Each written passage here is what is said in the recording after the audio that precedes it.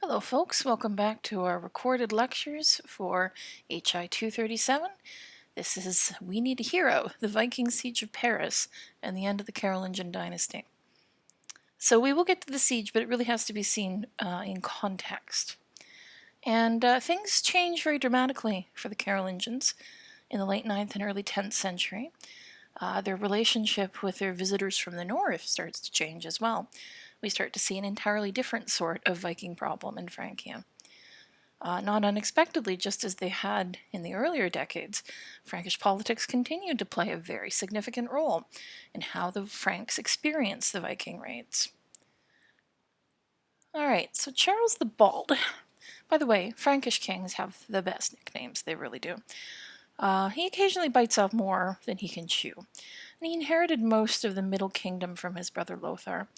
He became kind of distracted because he really wanted to be crowned emperor in Rome. And you could say he falls victim to a lack of focus, even though he was a fairly effective military leader and when it came to resisting the Vikings earlier on. And we see this when he starts to fight with his nephew Louis instead of paying attention to a very large Viking fleet on the Seine.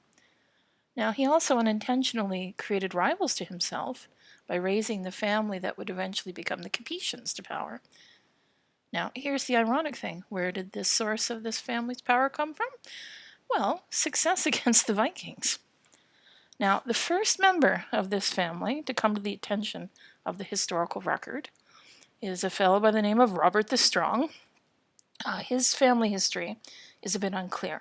He's East Frankish. He probably was related to the Carolingians somehow.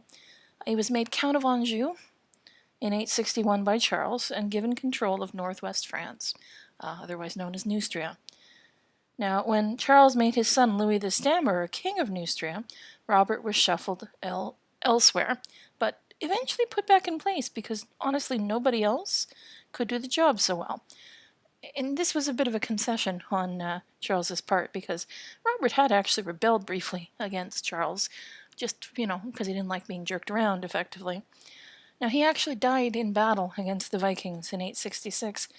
He had trapped the Viking leader Hasting inside a church, removed his armor to relax a little, while the Vikings made a surprise sortie out of the church and lucked out by killing him. There are really some of the best anecdotes from this period. There really are. Now, he left two sons. They were both very young in 866, Odo and Robert. They were guarded by their father's friend, Hugh of Saint-Germain. He was a lay abbot, or what we know as a count abbot. This is a completely new development in this period. Lay warriors are given authority over monasteries in order to protect them. So they would select abbots, make decisions about the affairs of the monastery, but they would be the one in charge ultimately. So this happens to have been one of Charles's innovations for resisting the Vikings, and it did actually mean better local resistance against random raids.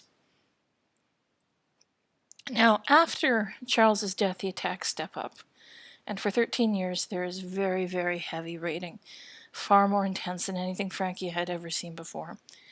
And this is probably connected with elements of the Great Army that had been operating in England. After the defeat of Guntram, it seems like a significant chunk of them actually sailed for the continent. The phrase Great Army is actually used in continental sources as well. Now, are we 100% sure that these forces are from England? Well, no, but it just seems very likely.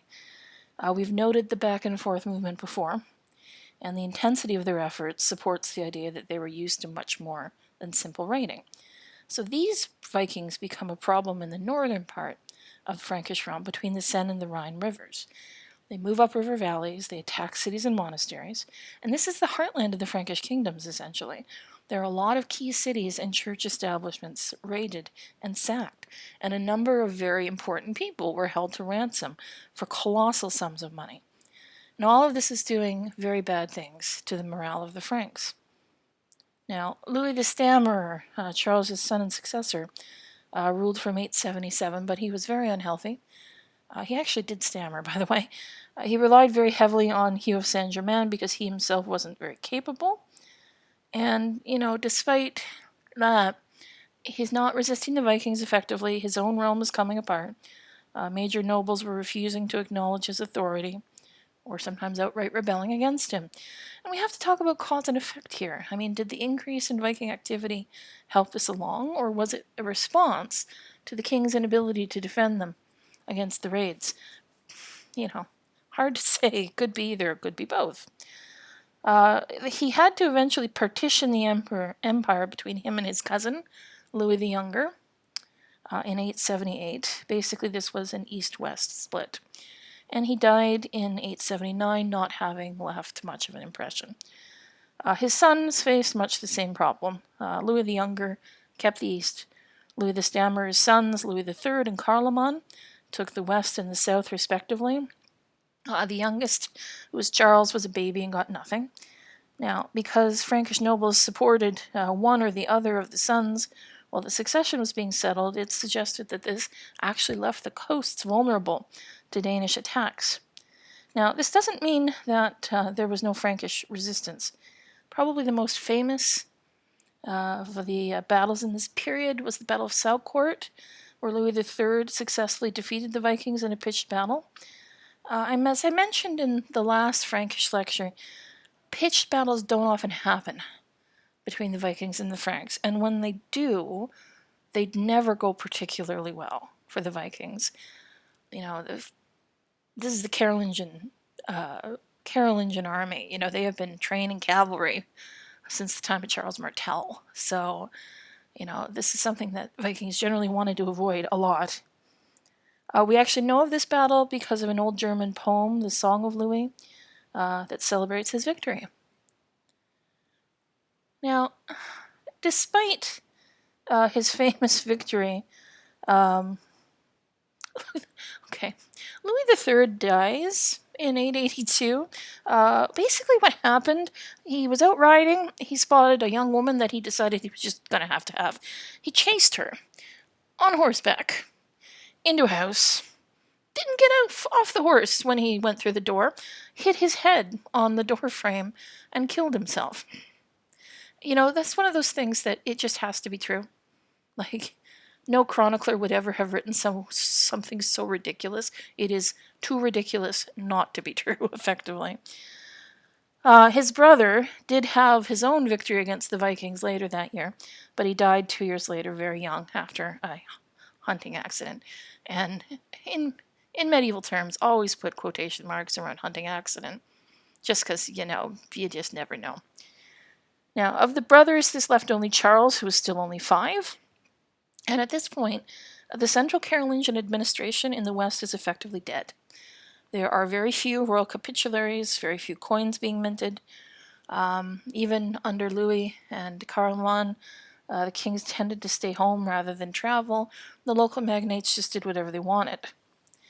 Now, in the East, we see something a little bit different going on.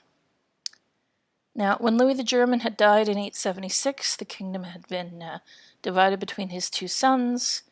The first 2 sons, I won't sum up who they all were, died without legitimate heirs by 882. They're all either Carloman or Louis or Charles, honestly, so I'm just going to confuse you if I try to give you everybody's names. Their father had lived fairly long by 9th century standards. He died in his 60s. His sons are all becoming king late in life, which hurts their ability to consolidate their rule, because they were likely already developing health issues. So we know, for instance, that Carloman was incapacitated 2 years before he died, possibly by a stroke. And when the Western Carloman died, the last surviving son, Charles the Fat, and yeah, he was fat, he was invited by the magnates to take over the West as well. So he reunites the Carolingian Empire under one ruler, but only technically. He doesn't do so by intent, but West Francia just kind of falls into his lap. And to his credit, he actually understood that these are 3 different kingdoms, and they needed to be treated differently. You needed to acknowledge different customs and different laws. This Charles did try to deal with the Vikings, not particularly effectively. He launched a campaign in 882 against Vikings on the Lower Rhine, and we again think that this was a chunk of the Great Army from England. It was rather large, and local forces could not deal with it. And this culminated in the siege of Asselt in 882. Now, I'm going to spend a little bit of time talking about this because this is actually a really cool thing. We have an interesting difference in the accounts given of this siege between the two major sources. So, one account is found in the annals from Mainz, and these are annals that actually continued the very famous Annals of Fulda. The writer here seems to have had a particular distaste for Charles and his counselors, so he portrays the siege in the worst way possible. He depicts Charles as having passively accepted bad advice from a bishop and a treacherous count who convinced him not to attack the Vikings. Instead, these two advisors supposedly presented the Viking leader Godfrid to him and they made peace, but the Northmen, as they so often are in sources in Francia, are treacherous. They hoisted a shield on the wall of the fortress and opened the gates, but when some Franks went in to trade and look around, they took down the shield, closed the gates, and the sources being unclear, either killed or enslaved the Franks. But the emperor still baptized Godfrid, the annalist says, made him a co-ruler, paid him tribute, 2,000 plus pounds of gold and silver, including church treasures, and also issued a decree saying that anyone who killed a Northman trying to break into the camp should be strangled or blinded. And the annalist concludes very smugly by saying the army went home, quote, greatly confused. Now, his actions are presented as so bizarre. I mean, he makes peace just when the fortress is about to fall. He deprives the army of its chance to fulfill its function. The tribute and the giving of hostages, which is mentioned elsewhere in this account, to a man that he should have defeated was a reversal as well. This is an inversion of what a Frankish king should be doing. And yet, there's so clearly a political motivation here. So can we actually take this seriously? Now, in contrast, the annalist who wrote the Bavarian Annals, which includes an account of Asselt, is much more objective. He describes the army's advance. He describes the siege in great detail. That's always a little bit more convincing when you have a lot of incidental detail. And he does it in a way that's very consistent with what we know about Carolingian tactics. He talks about multiple leaders on both sides. You don't get that level of incidental detail from accounts that are more fictionalized. Now, this is one of the few Viking encounters that are actually narrated in the Bavarian Annals. Most aren't. It doesn't even talk about the Siege of Paris a few years later. So it raises an interesting question. Was the annalist there? Or did he have an eyewitness report? I mean, there is just so much specific detail about this siege. Now, in his account, treachery actually stops the surprise attack from working at the outset. The siege is long and difficult, and the decision to come to terms with the Vikings is due to the summer heat and the disease potential for unburied corpses. And we are informed that Charles graciously allowed his army leave to go home. Now, other sources that talk about Asselt simply says he got the Vikings to leave. Sometimes with, vague comments about payment being bad, but nothing we haven't seen elsewhere. So the first account is the only one that's particularly negative to Charles, and for whatever reason, it was used as the main account of Asselt for a very long time. But this just falls into that same trap of trying to portray the Frankish kings as so much less effective than the English kings rather. All right. Now let's talk about the siege. So the central event of this later period is the Siege of Paris, which happened in 885, continued till 886. We know of it because of a poem by Abbo. We believe it was composed in 890, so relatively soon thereafter, and it had additions on political developments in the it was edited later with additions on the political developments in the mid-890s. It looks like it was written as a sort of a scholarly exercise because the language is very overblown. It's almost pretentious. It's in a very neoclassical style. The siege is given a lot of dramatic significance by historians because, again, the assumption is that the body of men that attack it is part of the Great Army. And even with a conservative estimate of how many people were actually in the attacking army, it's very large. It's comparatively enormous when you compare it with other Viking attacks of the day. Now, Fulk of Rem writes to Charles the Fat during the siege, pointing out that it was strategically, Paris that is, was strategically so significant that losing it would threaten the entire kingdom. Now, this is not the first time the Vikings have come to Paris. We mentioned 845, but they also attacked the city in 856 to 857, in 861, in 865, in 866, and 869. None of these earlier attacks was quite as well organized as this one. Now, the poem may have been commissioned by Odo, just a hypothesis. This is Odo, the son of our good buddy over in the east. He is, he makes his name here, as we'll discuss, so he would have wanted that to be memorialized. Okay, now, Paris was a geographically tough target. At the time, it is an island in the middle of the Seine, which is joined to the two banks by bridges. And those bridges were fortified bridges. So from about 864, there was an early barrage bridge across the Seine that prevented unfriendly boats from getting upriver, and then would force the Vikings that tried into portages, which made them very vulnerable to attack. In 885, there were two bridges, the Grand Pont and the Petit Pont. They're on the both sides of the Ile de la Cité with defensive towers, so it's now very difficult to get around Paris. Now, our understanding of the strategy at work in this siege is that the Vikings may actually have intended to bypass Paris.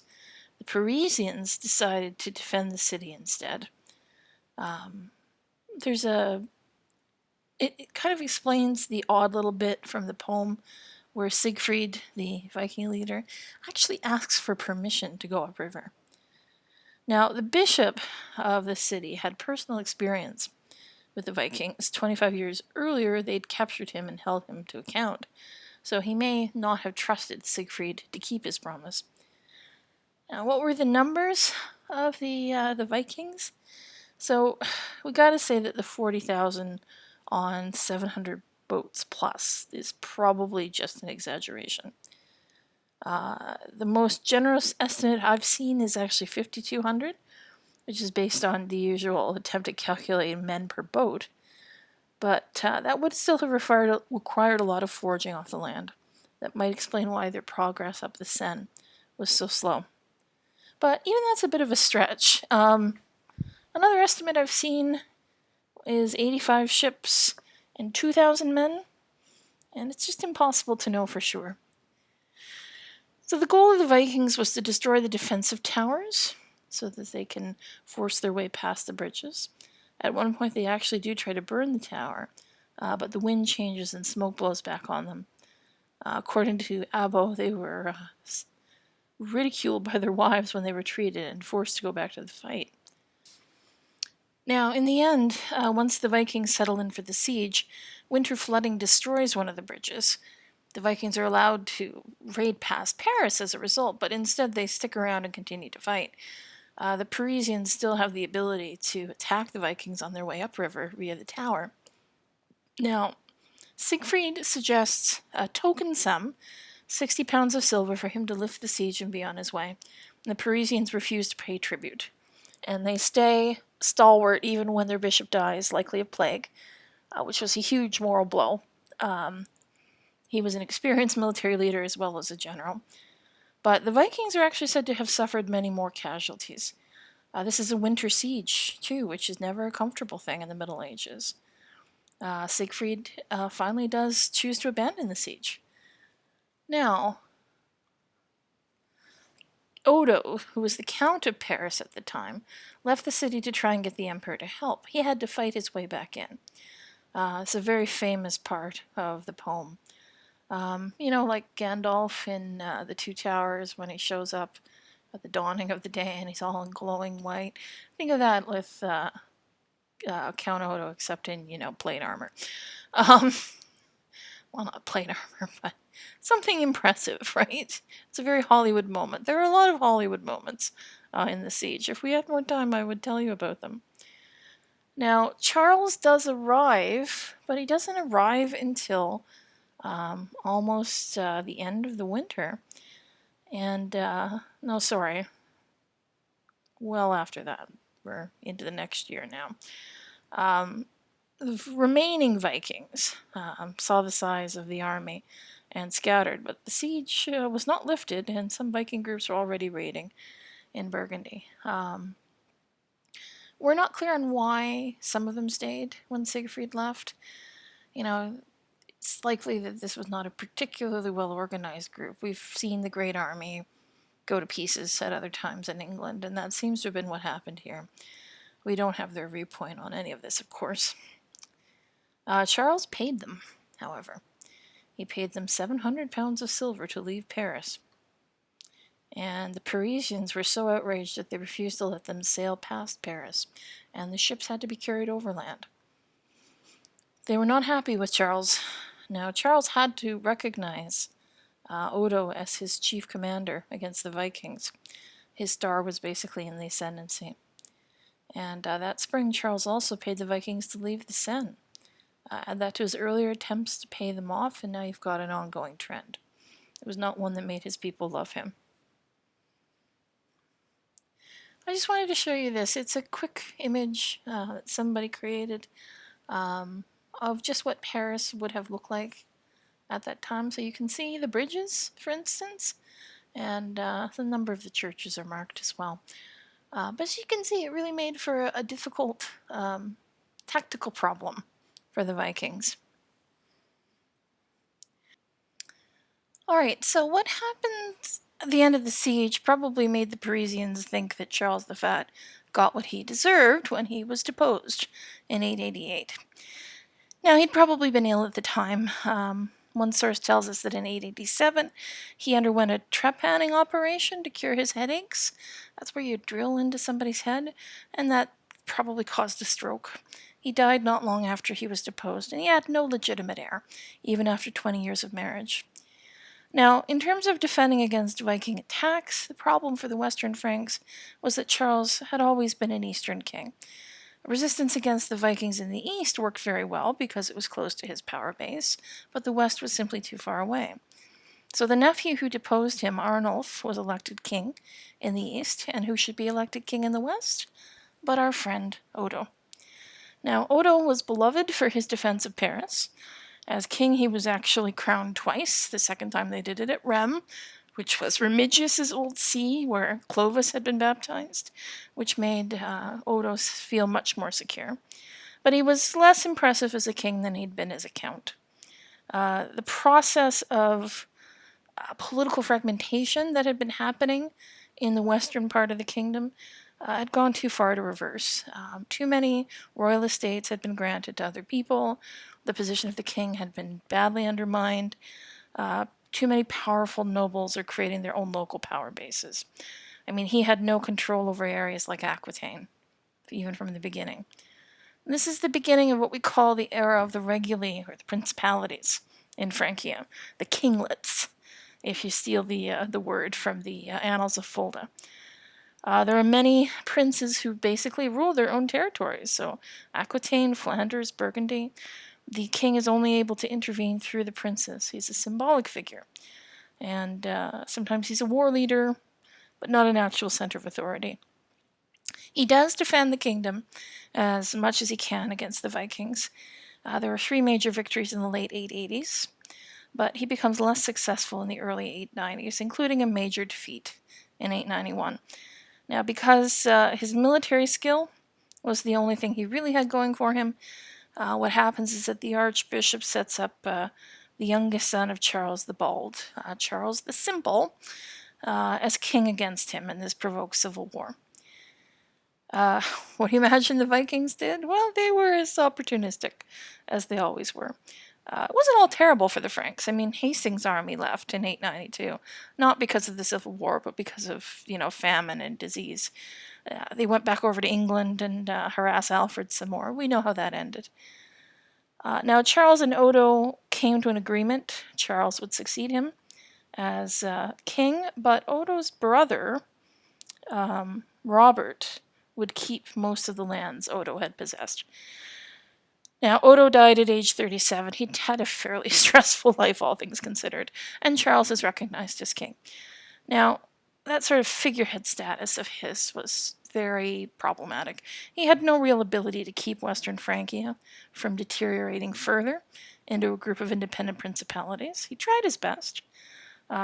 He's called the simple, but the Latin word simplex actually just means straightforward or honest. On the other hand, there is a chronicler who calls him simply Charles the Stupid, so just so you know. He's at the mercy of his magnates. The only reason they keep him around is that they need a Carolingian to give them legitimacy. And Robert of Neustria, Odo's brother, inherited way too much of what had been royal land, and this also restricted Charles's movements. Meanwhile, by this point in the east, the stem duchies, long story short, when the Frankish Empire starts to break down, it gets very broken in the west, but in the east, the fragmentation stops at the level of the old tribal duchies like Saxony and Bavaria. So we have these quite powerful dukes in the east, and the only thing they're concerned about is that they don't really have a war leader. So they basically, we need a king. He's not going to be like a king. He's just going to be a king who's going to lead us. So they elect Henry the Fowler, the Duke of Saxony, in order to fight not just the Vikings, but also the Magyars. And what's going on in West Francia, really, they couldn't care less. Now, Charles gives up any pretense at being the military leader his people need at the time, and just leaves the defense of the realm to people like Robert. Robert has a major victory against a Viking siege of Chartres in 911, and this leads to the deal with Rollo, which we'll talk about in the next lecture. More Vikings appear in 896 and start infesting the rivers again. Apparently, various Viking groups remain active on the Seine and the northern Aquitaine rivers into the 10th century. The goings-on politically in Francia are simply too all-encompassing for the Viking problem to receive that much attention. There's no resolution that's actually attempted at all. They just deal with challenges as they arose. There's no room for strategy. Even during this chaotic period, though, we do see Frankish rulers trying to cooperate against Viking raids. They're just not doing it in any sort of organized or tremendously successful way. The Vikings effectively become background noise. They're still active in the first half of the 10th century, but they're just not the priority. Okay, that will do it for this topic, and I will be back soon with the Viking Duchy. Thanks, guys.